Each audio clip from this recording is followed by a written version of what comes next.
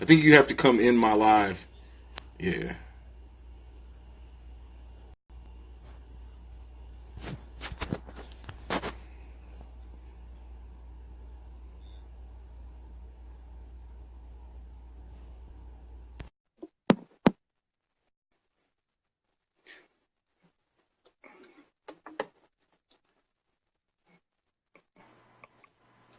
Look at that thing. It happened. All right, so I'm gonna mute this. No, wait, I can't because you need for the recording, right? Well, no, I'm recording Skype, so you're good. So, I know that's drop the video. I mean the sound on your phone. Got it. Damn. Yeah, I like that better anyway. What up? What's going on, fam? Hey man, you know I'm always good. You know, I got a new show, and I love it. And I mean, can be honest with you, I love the intro music. It's my favorite part of the whole show so far. I feel that. You know, the thing about like podcasting is that people don't realize how good intro and segment music really sets the mood to what you're doing. No, like, I mean, yeah, exactly. Like with B.R.E.A.K.S, I have the late night feel to it, and that's kind of like a comforting thing. Like I've studied the psychology of that stuff, but with this one, I want to wake you up. I wanted to get you in the mood, like, yeah, I'm ready to go, and I feel like it does it in tenfold. Yeah, I can definitely understand that. The Fame in the Morning. So I mean, while we here, we got to talk about Fame in the Morning. Yes. How the hell did you even think? So you already have the late night show. So yeah. You just had to have all 24 hours covered, huh? I don't have a midday show yet, but no, like the late night show thing. It was like that was cool for B.R.E.A.K.S, and it's like with B.R.E.A.K.S, it's very like on point. Like it has a message each episode. It has like something that it circles around one kind of thing. Yeah, I throw little segments in with something else that's kind of related but not really, or something totally left field. But my whole point is like I stay on topic the whole show. With Fame in the Morning, I get to talk about stuff that happened yesterday. I get to talk, and I don't have to do any research. I just get to talk about how I feel. Whereas opposed to in B.R.E.A.K.S, it's a lot of research, it's a lot of prep work. Sometimes I'll think of a topic and I won't have an episode ready for another 2 to 3 weeks because I'm trying to put together enough material in a way that's entertaining and satisfying. So Fame in the Morning is just a way for me to let loose. And I'm always up at like 4 or 5 a.m. anyway. Especially now I've been doing workouts, but I'm up at 4 or 5 a.m. anyway, so I might as well record and get my ass to doing something. Hey, be productive. You should maximize your time for you, right? I read something about how wealthy people, the difference between wealthy people and poor people is wealthy people will wake up 4 hours before they need to be anywhere. Whereas, you know, poor people will wake up like an hour before they have to go to work. Yeah, I'm definitely up early. But I'm not rich. I'm waiting on the richest to come. But I said wealthy. Wealthy's not rich. Wealthy, you got it. It's build. It's slow. It's road. You're all right. You're doing all right. I'm doing all right. I'm doing all right.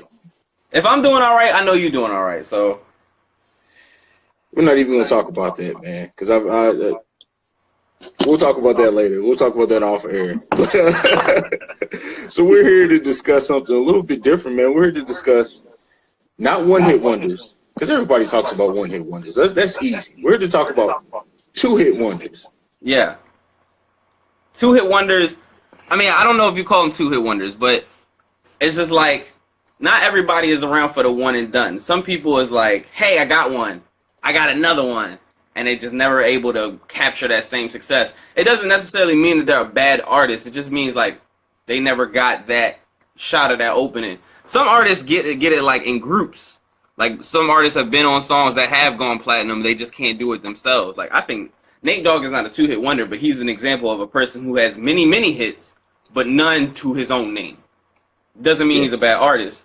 So I just want to clarify that before we start the list. None of these artists are necessarily bad. It's just the opportunities that they were given or the songs that they released didn't, you know, garner the response they thought it would. All right, fair enough. So who? Let's start the list. Who's your first two-hit wonder? I gotta start in Philly, baby. I gotta start in Philadelphia. I gotta start with a rapper that everybody thought was super hot, and he was. His bars are ridiculous. Yeah, he kind of looks like a crackhead now. Kinda. Yeah, Anyway, But he was the man back at one point in time, man. And he has 2 hits to me. First of all, I'm talking about Philadelphia's own Cassidy. And I would say his hits are Hotel. Girl, you want to come to my hotel. And a couple years later, Hustler. I'm a hustler. I'm a hustler, homie. So, I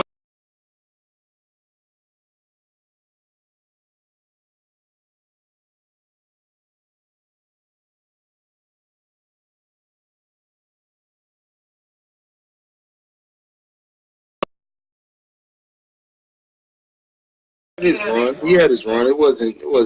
But damn, yeah, he was a 2-hit wonder. He's a real 2-hit wonder. Like he's got bars. Like, I'm not gonna say he's a bad rapper. He got bars. He got mixtape days. But as far as hits go, things that hit the radio and maybe went gold or platinum or something like that, or hit the Billboard or was there for a while, I'm only looking at Hustler and Hotel.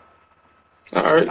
Hotel for the R. Kelly factor, which as we know today is mum's the word, depending on how you feel.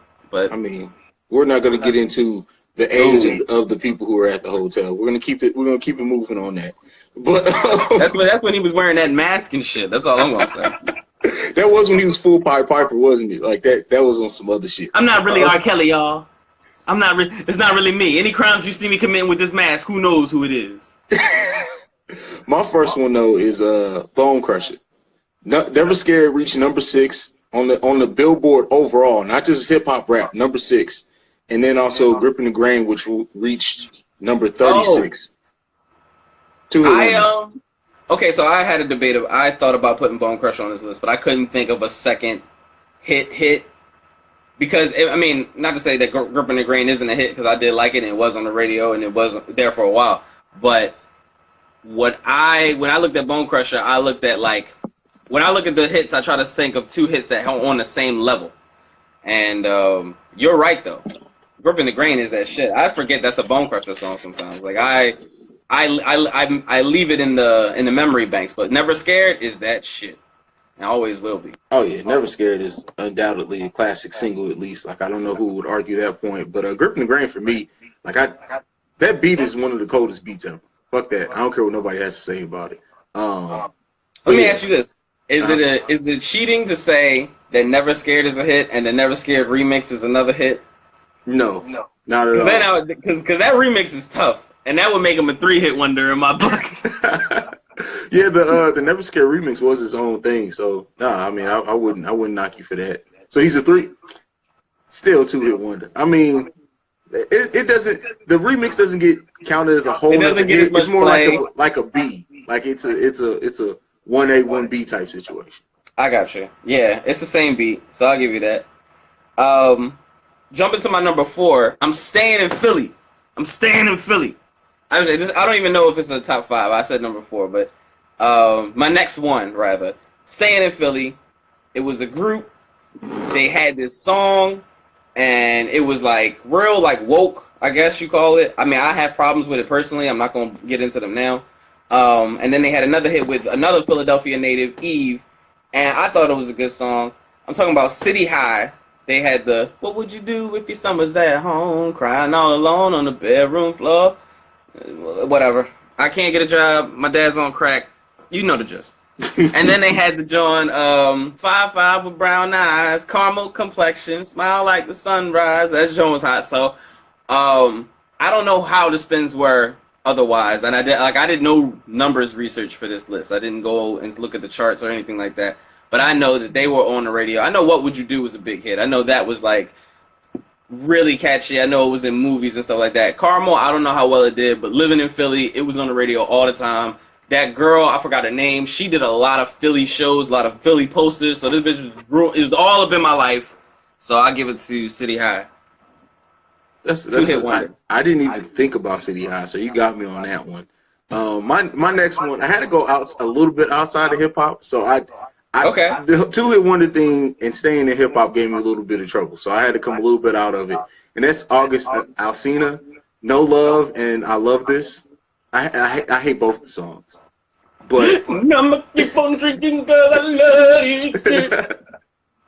But yeah, 2-hit wonder, man. And you know what? Honestly, it's not that he isn't a talented artist. It's just his music doesn't speak to me personally. So I've always had a little bit of issue there. I mean, I can understand the appeal and stuff, but I mean, where has he been? Like, does he still make music? Yeah, well, I mean, he's still fairly new. He was on the new Khaled album and stuff like that. I only you're right. He's a two-hit wonder at the moment. I just think that he's still in the game. So as of right now, he has 2 hits. But yeah, he only has that one project, right? Yeah, just the one project. Yeah, so maybe, I don't know. Maybe he is only a 2-hit wonder. Those two are from the same album too? So yeah, we'll see. I mean, we'll definitely see what he has left in the tank if he has more. I mean, hopefully, the thing is anyone on this list, I don't ever hope anyone's career stops at 2 hits. But I mean, just as right now as a body of work, he has 2 hits, so he made the list for me. That's true. And I would still consider August Alsina a part of hip hop. I wouldn't say that's not just because he sings. I wouldn't say that doesn't make him a part of it. You're right though. Finding hip hop only artists, like rappers per se, that are 2-hit wonders is difficult because you can either get one or you can get a few. Because I feel like once you get a following, people want to just support you, and you can get a hit based off of your own clout. So this one's kind of cheating though. It's Cisco. Cisco with Dru Hill has a lot of hits. Cisco the man himself, the one artist, he has the Thong Song, and he has Incomplete. Some people would even argue that Incomplete is on the Dru Hill album, only sung by Cisco, but it was also on his solo album. I think it was like Enter the Dragon, because he thinks he's Bruce Lee or something. But yeah, the Thong Song and Incomplete. Cisco. Who saw that coming? That is a very worthy entry to this list. I can't argue those facts at all, brother.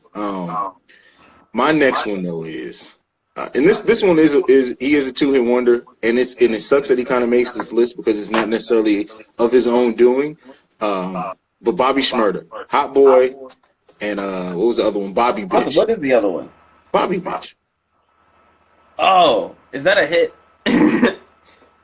Reached top 50 on the overall Billboard. I know you did yours based off no numbers at all, which that's even more respectable. I kind of, you know me, I'm the analytical dude, so I try to base it off numbers. So yeah, I went numbers on this one.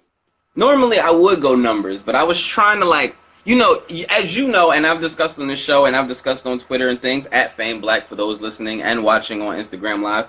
I guess they would already know the Instagram. It doesn't matter.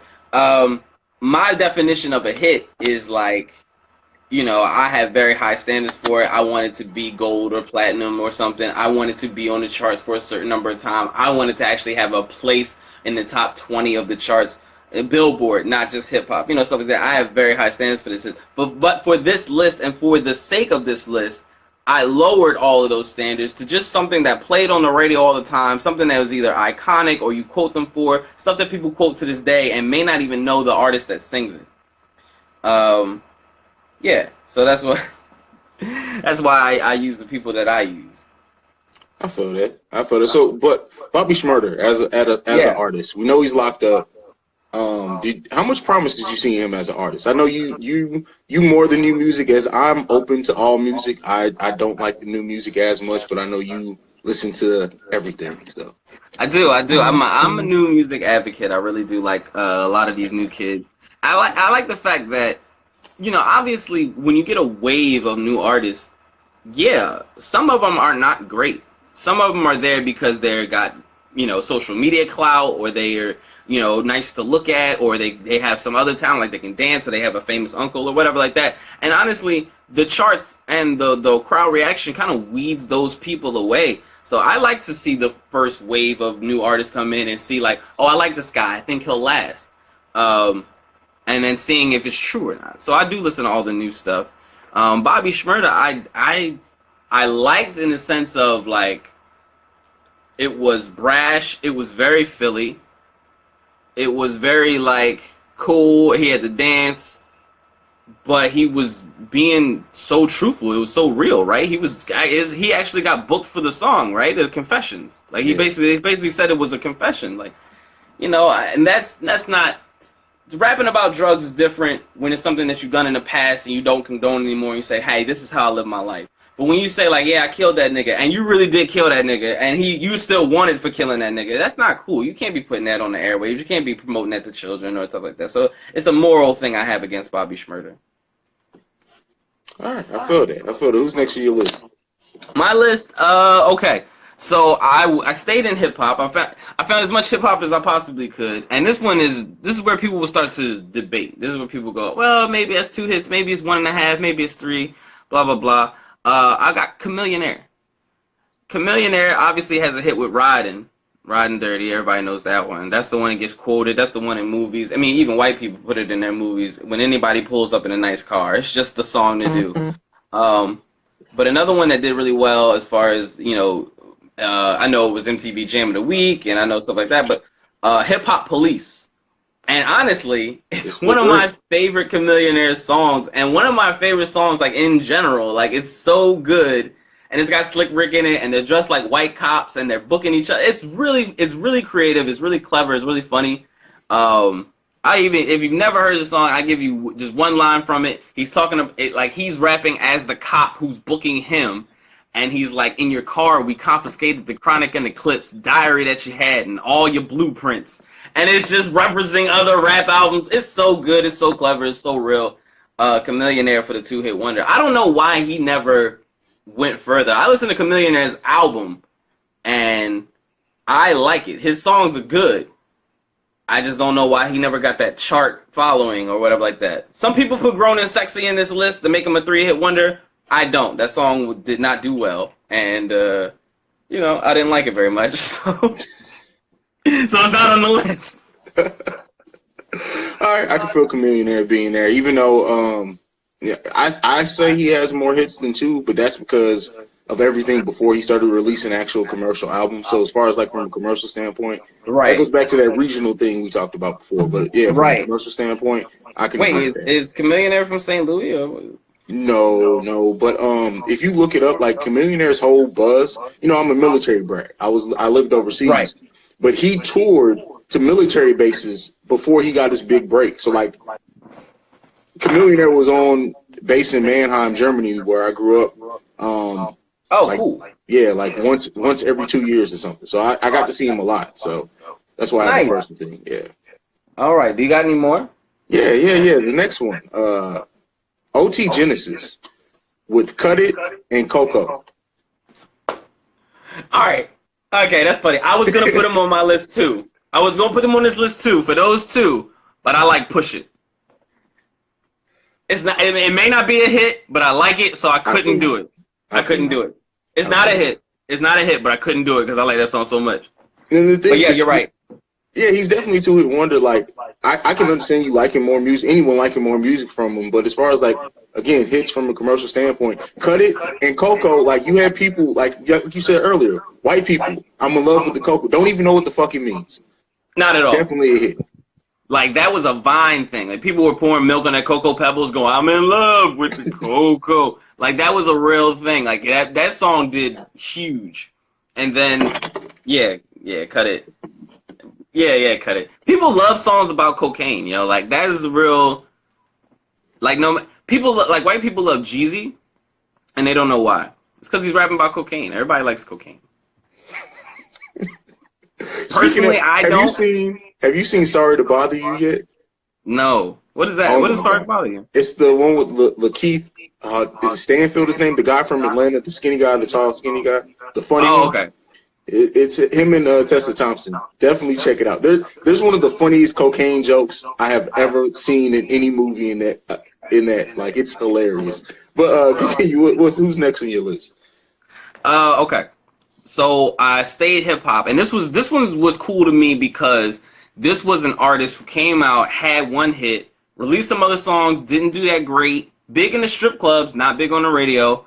And then came out a couple years later, and he had something new. He had a new look. He had a kind of a new sound. And this is the one I think is bigger than his other hit. And then he just kind of faded into obscurity. I don't know where he is today. Bubba Sparks.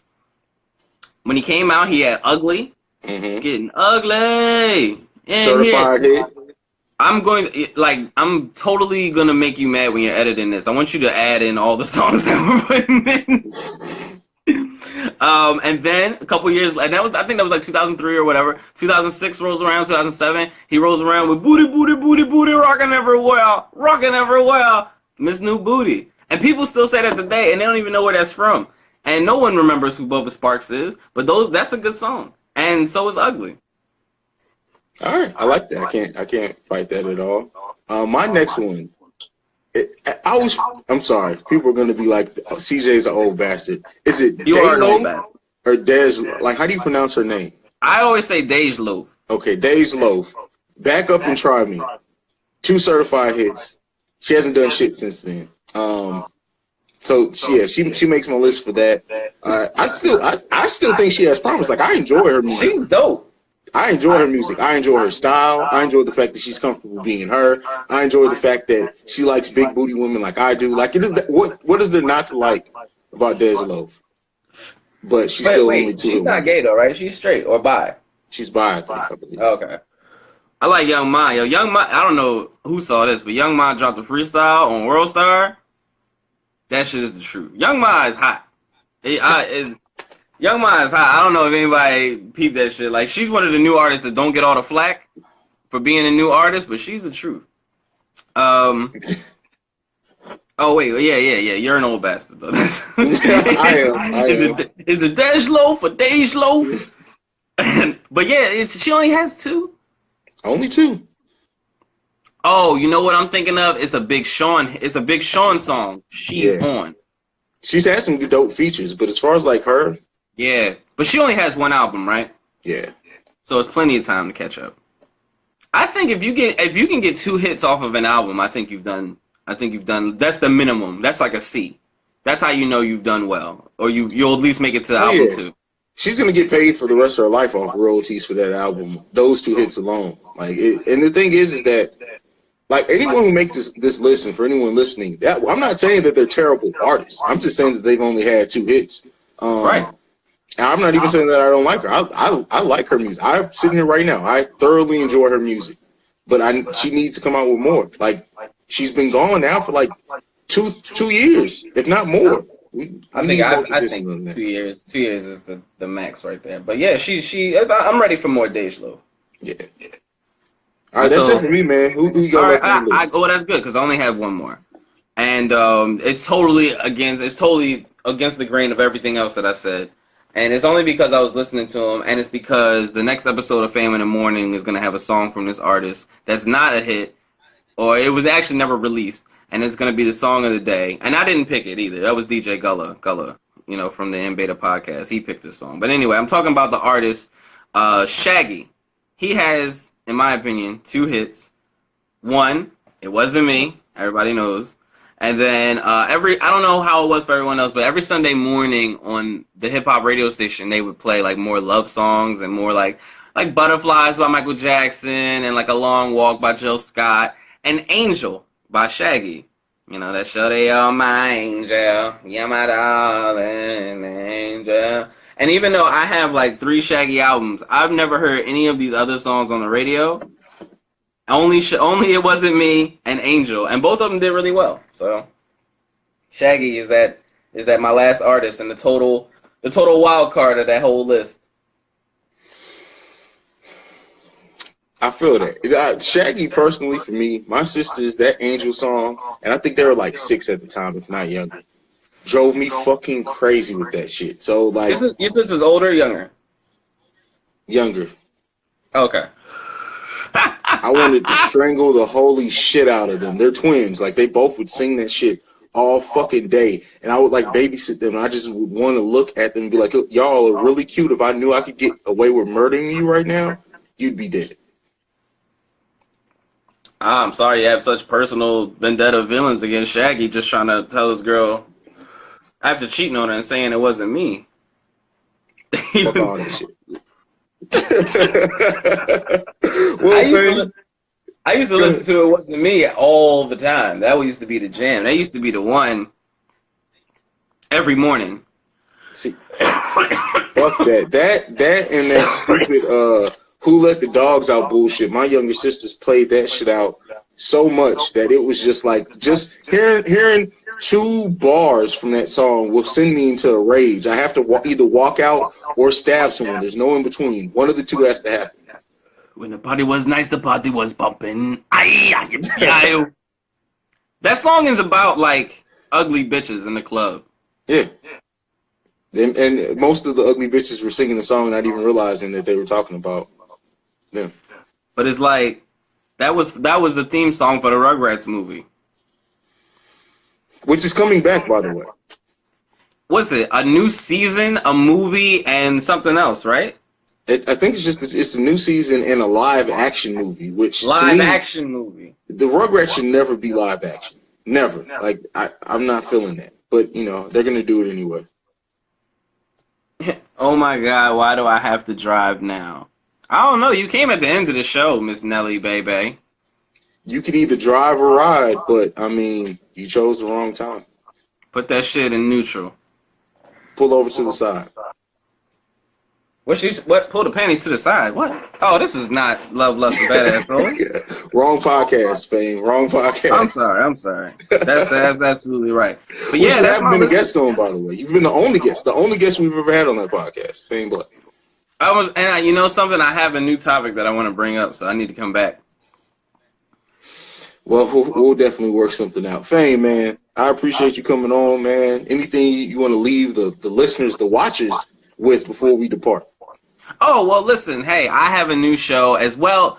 Let me start from the beginning. I have this podcast called the In Beta Podcast, and it's me, the announcer, Purple Face. It's DJ Gullah Gullah on the ones and twos, spinning new music for you.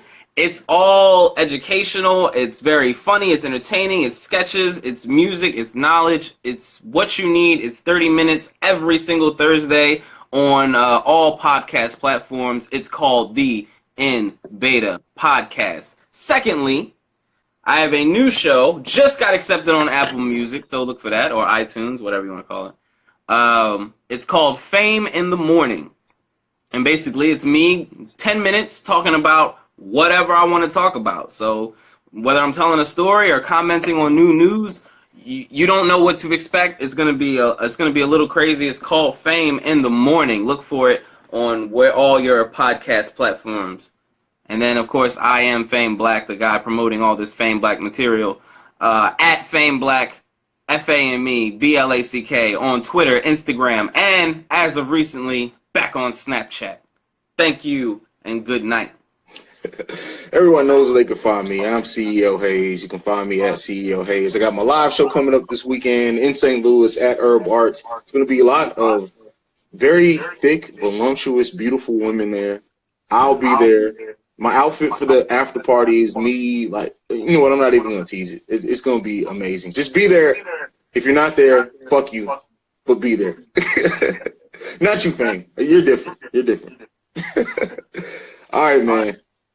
I'm going to go ahead and turn off live. Everybody, download the podcast. We'll see you guys on Sunday.